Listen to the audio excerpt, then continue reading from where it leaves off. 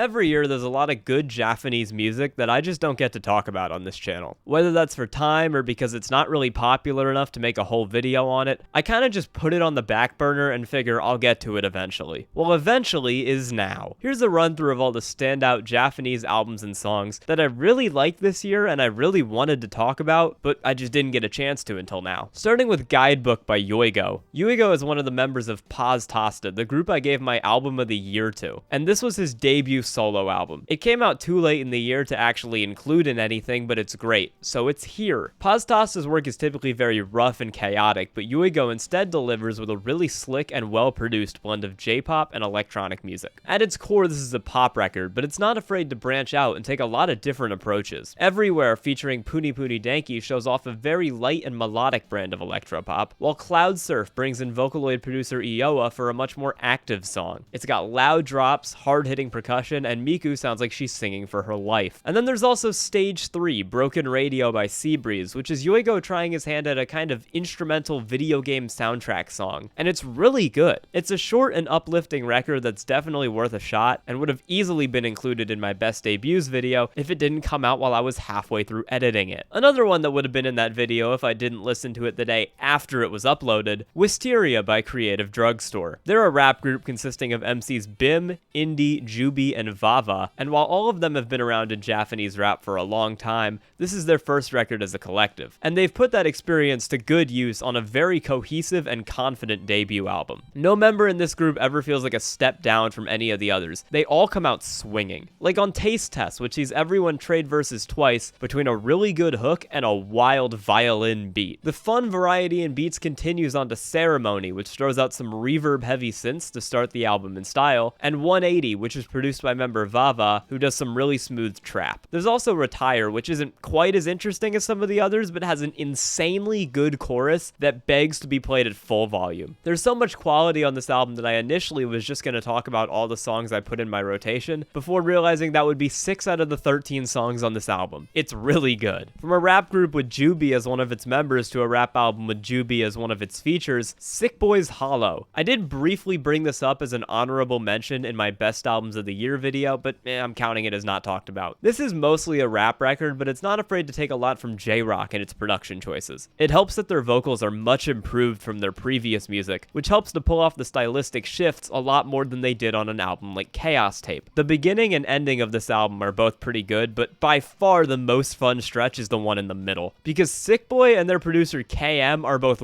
really good at working with features, and the features they get are great. Dark Horse brings in Jesse, who specializes in the brand of chaotic nu metal that's going down on that one. A World Without You has Jubi of CreativeDrugStore come in and rap the verses, while Sick Boy delivers one of the most addicting choruses I've heard in a while. There's also Miss You, which features Vernon of very mainstream K-pop group 17, coming in to do a much lighter and guitar-driven pop rap track. It's weird and it shouldn't work as well as it does, but it turns out good, which is kind of how most of this album is for me, but hey, it does pull it off. Another honorable mention from that video, The Novembers, the self-titled record from The Novembers. They're a rock band that loves to shift their sound around a lot, and this new record sees them doing more in the genre of shoegaze. It's loud and hard-hitting, and The Novembers have this knack for creating incredibly beautiful and cinematic songs. That's really evident here, especially on tracks like November, a sprawling 6-minute epic that works as the centerpiece of the album. The heavy reverb and angelic synths make you feel like you're floating on the clouds. It's special. But really, The Novembers are a band that refuse to be nailed down by things like genres or styles. The very next song, Game, seems them launching into loud, compressed hardcore and still nailing it. The opener, Boy, is also shoegaze, but it's a completely different variety. It's aggressive and fast, and feels designed to compress as many cool moments as possible into 3.5 minutes. It's an insane way to open an album. This band does not miss. Tokutaro Hosoi had a really cool album out this year called Sakana. This thing had a couple bangers on it, but I want to highlight the title track. It's a really cool piece of jazzy pop music that, true to the fish-themed title, feels like you're swimming in a river with all the layers of instrumentation and vocal manipulation washing over your ears. There's also the 9.5-minute post-rock craziness of the penultimate track. The whole second half of this album is really cool, but this is the highlight of that, as it builds with increasingly frantic vocals before dropping into a section of insane guitars and synths that goes on for about 5 minutes, but I wish it held for even longer. I also want to highlight 2 songs from Kimochy Season by Lucky Kilimanjaro. Kimochy and Matane both of which are fantastic. Kimochy is a fantastic little chorus that feels custom designed to go viral on TikTok, while Matane has a transcendent pre-chorus section followed by a pretty fun and unexpected house drop. And again, it would really work on TikTok. I heard this album and was immediately like, these dudes are gonna blow up on TikTok this year. And then they did, so I was right. Unrelated to them, I listened to more VTuber and virtual singer albums this year than I ever have before, and there was some stuff I found really interesting. I did a whole review on OACL with Yuka Nagase, but in a similar spirit to that album, I found myself enjoying Pop Aid by Templime and Hoshimiya Toto. It's really hit or miss, but Hiko and Melody Smash were both favorites of mine this year. Hiko had some super reverby drums and synths that give it more of a dream pop energy, only to immediately pump it up with J-rock style vocal melodies. I've never heard anything quite like it before, but I love it. Meanwhile, Melody Smash opts to bring in rapper Lil Soft Tennis to do a verse over a very off-kilter J-pop instrumental, and he kinda kills it. This is a very weird instrumental to throw a rap over, but he makes it work, and it ends up being the highlight of the song, and really the highlight of the whole record. There's also Midnight Grand Orchestra, a collab between Suisei Hoshimachi and Taku Inoue, whose song Moonlight Speed is a fantastic bit of electronic J-rock. Suisei proves that she can be a really good singer as she gives a legendary performance over Taku Inoue's fast and frantic brand of electronica. There's also the last song, Midnight Mission, which is a really good and addicting bit of J-pop. Both artists absolutely kill it, and this project is easily the best thing coming out of the VTuber scene right now. So that's it for full albums. I had a lot of songs on my best of the year list that I didn't get to fit in anywhere because I didn't do a best songs video, so let's do that now. My overall song of the year was Kokoro by Atomic Skipper, which feels like the absolute peak of every J-rock trope ever. This song feels destined to be an internationally famous anime hit, even though it isn't for an anime at all. The singing is fantastic and the chorus is fucking ridiculous. It's easily the most hype song I've heard all year too. It reminds me a lot of Silhouette by Canaboon, which is some of the highest praise you can give this kind of J-rock song. It rips. A shonen anime producer needs to get on these guys. Another really good J-rock song, kind of similar to Kokoro, Organic Calls Happy Endroll. This is another one that got me thinking a lot of anime rock despite not being attached to any show. It takes the big hype anime chorus section while incorporating little bits of math rock, versatile vocals, and some really fun drumming. It's good. I talked a lot about Japanese hyperpop on this channel this year, but one thing I didn't get to talk about was TMP's Vector. It was pretty alright, but one song on it, Seventh World in the Computer, also ended up on my best songs of the year list. It's a super catchy and endlessly addictive rap rock song with some hyperpop touches here and there that help it fit into the album. It was one of my most played songs of the year because it's only 2 minutes long, it really sticks in your head, and you can just loop it over and over. Loved it. A couple more from my best of the year list. One is Barla, the debut from girl group Bala. This is produced by Shinichi Osawa of Mondo Grosso, and he really makes this song for me. The vocals from the girls are pretty good, but his insane French house-inspired beat is what truly makes this song great. It's super dancey and cool, and it would go hard even as an instrumental. Next, tofubeats collabs with British musician DJ Q on the song 440 Hz. This came out right at the start of the year, but it really grew on me with time. This pairs a glitchy synth beat with some great features from rappers Daichi Yamamoto and Ko, and it's super fun. I wish the rest of the EP was this good because this song was one of the highlights of the year for me. Same with Blu-Swing's We'll Be Right Back, which was one of the most captivating album openers I've ever heard. One of my favorite feelings in music is when I turn on an album and just immediately the first track knocks me off my feet. And this is one of those albums. It's a groovy jazz and funk song, which immediately caught me with its crazy guitar riff and then just kept going with great singing and an awesome solo. It maybe suffers a bit on re-listen, but my first time hearing this felt like a revelation. Just like 440 Hz, really wish the rest of the album was this good. You've heard of American football, so how about Japanese football? They had an EP out this year and their song Reflections of You is a beautiful bit of Midwest emo that steamrolls past some of the stuff their American counterparts have been putting out recently. It slowly builds up to a really exciting climax and it's topped off by a great guitar solo. I listened to this a ton. I got into Irie a bit this year as well, and a lot of that was because of the song Starlight off her album Private. Irie is a really good singer and she's great here over a more electronic instrumental that still manages to incorporate a super catchy guitar line. It's a pretty low-key pop song, the type that fits in on lo-fi chill playlists playlists, and songs like that usually don't end up doing a lot for me, but for whatever reason, I love this one. Kirinji put out another solid album this year, but the big highlight was the 7-minute city pop opener, Runner's High. This is a career highlight for Kirinji, and it's wild that he's still coming out with good music, not after all this time, but after all the lineup changes that this project has been through over the last couple years. And there's other pretty good songs here too, like Honomakashi featuring Korean rock band Seiso Neon. If you're a city pop fan, really check anything Kirinji's ever done out, because they're very consistently good. And one last thing for this video that somehow I just didn't end up talking about, the Good Pop remix album. Good Pop by TASTA was my album of the year, and they did a whole remix album, and it was also great. Somehow it's even more insane than the original. Like, it takes the chaos that was already on 11 and just turns it up to 20. Six Impala comes in to make Peanut Phenomenon even louder and shoutier than it already was. Bo-En drops some Nightcore inspired sections and SpongeBob samples onto a Finger Frame remix. Pasoka Music Club turns River Relief into an ethereal bit of EDM, and Explorers of the Internet does a 5-minute Zip Zapper remix that samples an AI Peter Griffin voice in what ends up being one of the least insane moments on the song. It rules, it's a testament to the band's chaotic energy, and a miracle that it came out as well as it did. So thank you for watching.